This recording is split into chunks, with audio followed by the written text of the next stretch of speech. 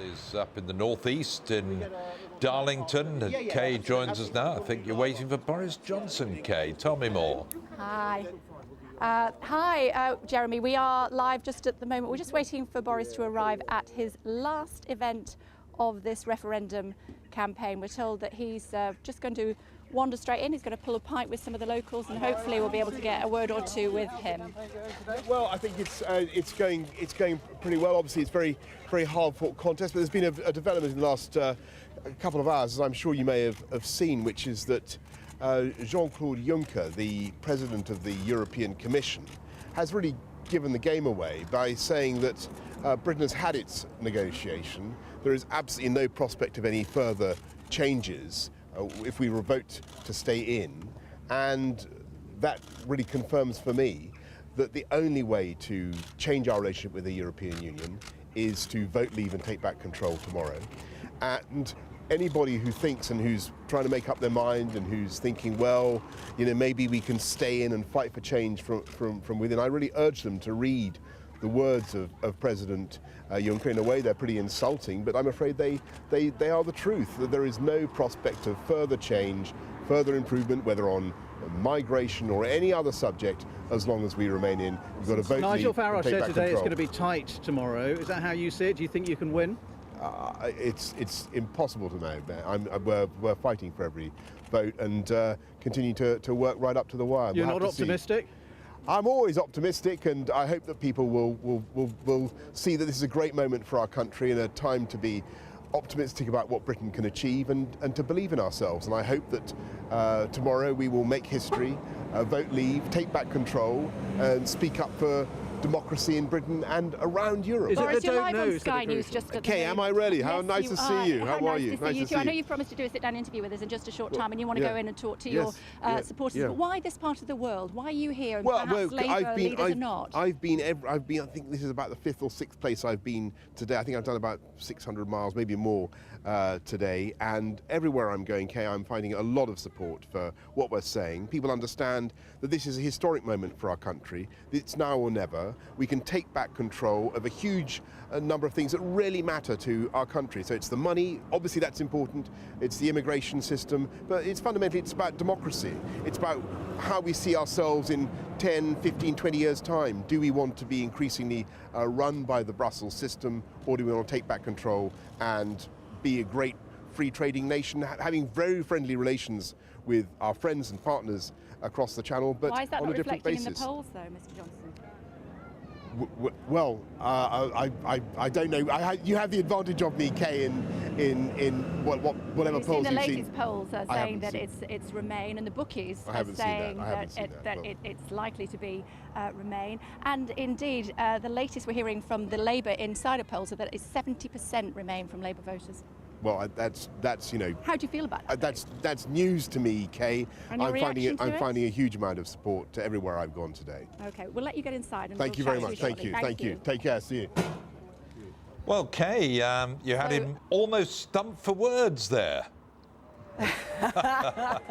He's just wandered inside. We're going to go in with him. Jason, a quick thought on what he had to say? Yeah, I think he's really going to try and use what Jean-Claude Juncker has said, because David Cameron has suggested that there might be further renegotiations, and that's been contradicted by Jean-Claude Juncker. Jean-Claude Juncker has come out today and say he's done the best he can do. He's got the best deal that Britain can get. And I guess the timing of that isn't particularly helpful for David Cameron. This, by the way, is really Boris Johnson's last stump speech. He was in Selby a little while ago, made a rousing speech there, but I think we're going to hear more from him here. I think he's actually going to pull a pint.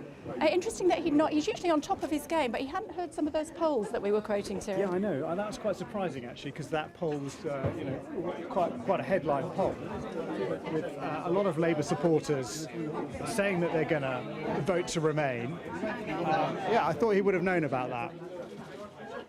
So this is his last ever appearance before the vote opens at 7 o'clock tomorrow morning. We've seen some of the local people being bussed in to say good luck or well done, depending on whether they watched last night or not. You've been following him throughout the day.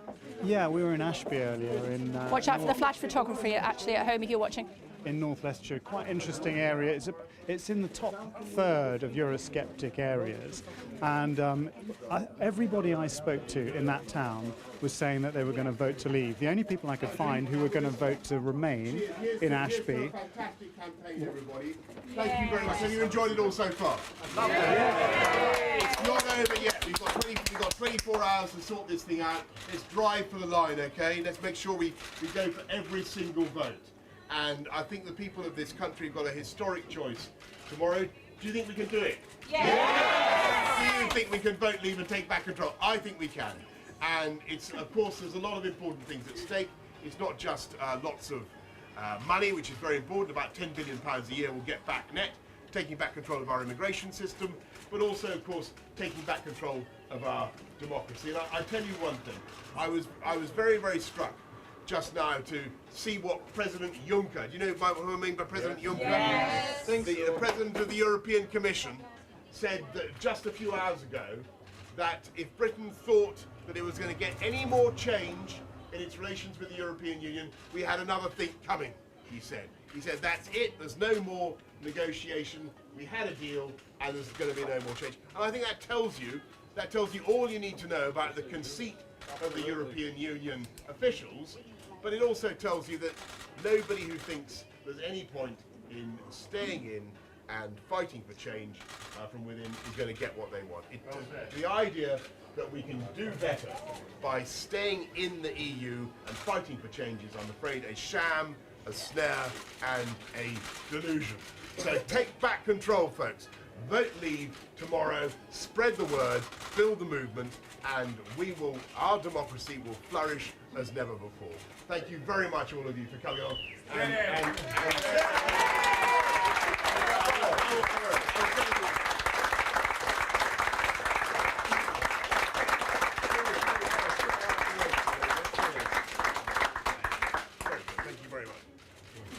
A couple of fans here, actually. You're live on Sky News. What do you think?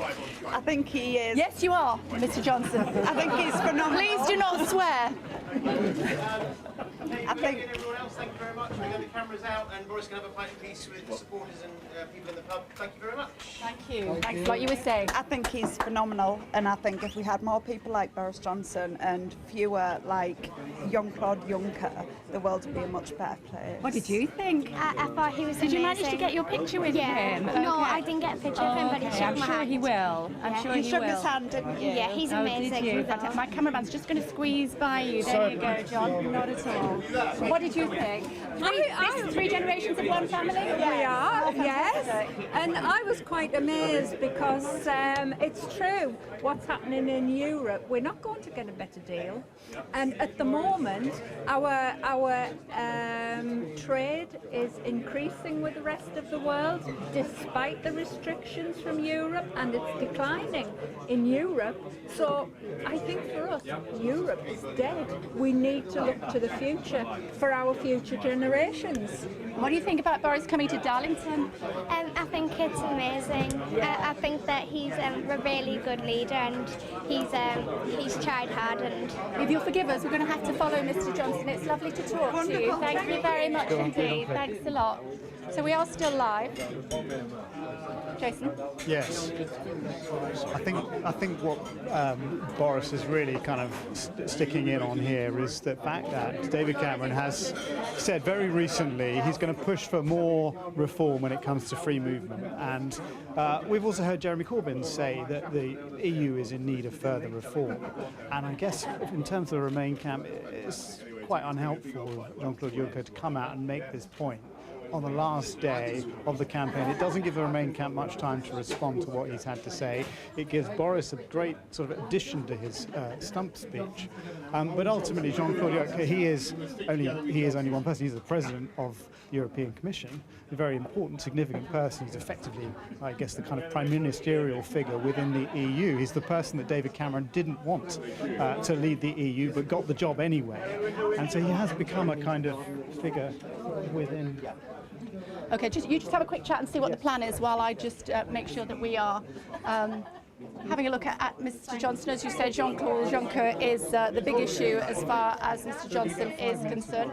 So we are going to wander right into the garden, I believe, and we are going to be able to get a 5-minute chat with Boris Johnson.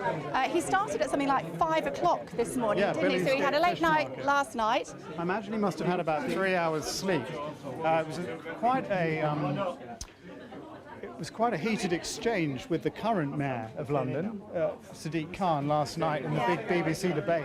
That's the photo of a World War II veteran. I beg your pardon? I believe that's a World War II veteran. Is that right? The one he's having his photo taken with. Thank you very much, sir. Go on. So he had a very heated debate with... we're going to stay in this area, yeah? We had a very heated debate with Sadiq Khan last night, the current mayor of London, where he was accused of Project Hate as opposed to Project Fear, saying that his policies with regards to immigration were divisive, and putting him in the same camp as Nigel Farage. Of course, in many ways, Boris Johnson has tried to distance himself from Nigel Farage. In fact, when I spoke to him earlier in Ashby, asked him whether he thought Nigel Farage was a liability or an asset, and he said, Nigel Farage isn't part of my campaign, which is a sort of odd comment, really, because they are actually campaigning for the same side, but Boris Johnson doesn't consider Nigel Farage as part of his campaign. Interesting as well, because Nigel Farage was saying in his speech today how many comments that he has made over the years have been copied by by the Vote Leave camp. So, for example, the fact that talking about how many cars, German manufactured cars, are used in the UK, the kind of things he said on the EU budget, again, have been used by the Vote Leave camp. Lots of different aspects that Nigel Farage has raised over many years have been picked up by Vote Leave, even down to the kind of thing that Boris Johnson has been majoring on today, which is this idea of Independence Day, that there would be...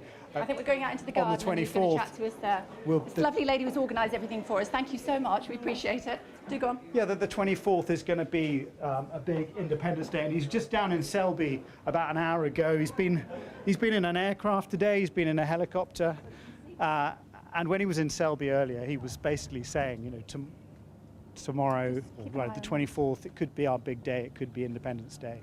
So that's been his kind of big message today, really, actually trying to put forward quite an optimistic vision of what Britain could look like outside of the EU, which of course has been countered by hundreds of business leaders today.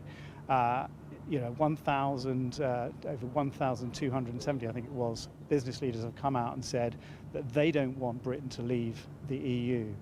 And I asked him about that as well.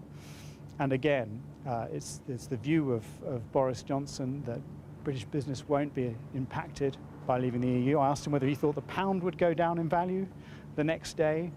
Again, he said that he didn't think that was necessary. He thought there might be fluctuations, but that ultimately the British economy would come through. So we have got two very, very different messages right now from both camps. And you know, ultimately we've got, what, about 10% of the population still undecided? I was speaking to one person in the coffee shop. Even more, I think, something like 13%. If Boris doesn't come in a second, I'm going to go back and get him, and we're going to do that walk and talk thing that we do. Go on. Well, I think what's interesting, some people I've spoken to now saying, the undecided people saying, actually I'm not going to vote. I can't decide, therefore I'm not going to vote. See where he's up to. That's the interesting thing about that, as I said to one person, is actually not voting is a decision in itself. If you don't vote, that's a vote that you haven't used, and that is also a decision. You could, and I think one of the messages actually that the Remain camp are trying to get out there, and I got this in a leaflet through my own door today, was that every vote counts. That the polls are so close, and people should remember that every single vote in this referendum counts. Okay, I'm just being given this sort of cutthroat thing, which presumably means that he is not coming just yet. So what I'm going to do is I'm going to make an executive decision and say we'll go to a very quick break, and we will come back in just a moment with Boris Johnson, his last ever event ahead of the EU referendum debate. This could be his make or break, really, couldn't it? He could either be kicked into the long grass by the Prime Minister if the Prime Minister wins, or indeed, he could be the next Prime Minister. Stay tuned for more here on Sky.